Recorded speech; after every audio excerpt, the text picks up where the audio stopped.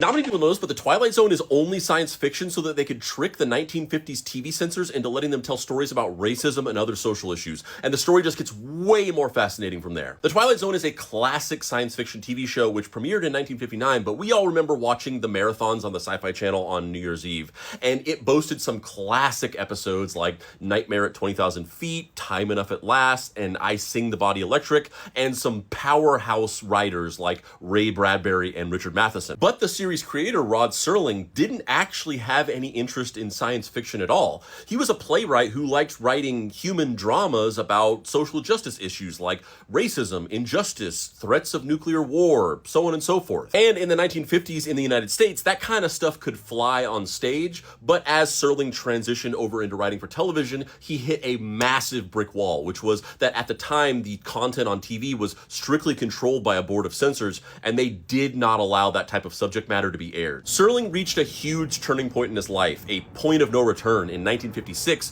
when the story of Emmett Till, a 14-year-old black boy who was lynched in Mississippi, shocked the nation. He wrote a teleplay called Noon on Doomsday that was heavily inspired by the story and dealt with themes of racial injustice and violence, and it was greenlit by the studio, but then when they presented it to the censor board, they said, "We are not airing this." And Serling just couldn't accept this. He said in an interview, "The writer's role is to be a menace of the public's conscience. He must have a position, a point of view.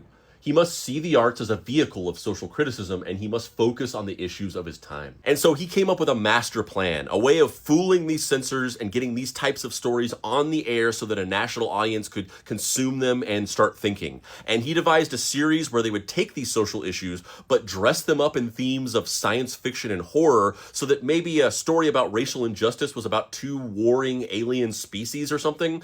And in 1959, he created the Twilight Zone. Many of the episodes of the Twilight Zone tackled these social issues head-on with the science fiction theme, such as the episode I Am the Night, Color Me Black, written by Serling, which dealt with themes of racism and lynching, or his other episode, The Monsters Are Due on Maple Street, which tackled McCarthyism and Cold War-era paranoia, or the episode The Nightmare at 20,000 Feet, written by Richard Matheson, which dealt with mental health issues, which was a massively taboo topic at the time. And the plan was a massive success. It fooled all the right people and got the message to all the right people, and it set a precedent for science fiction telling these political and social stories in this dressed up way that many other shows such as Star Trek would do for years to come. As a matter of fact, I wrote an entire article that presents itself as a review of the kids movie Bad Guys 2, but in reality is an in-depth analysis of criminal justice reform in the United States, and you can read that here.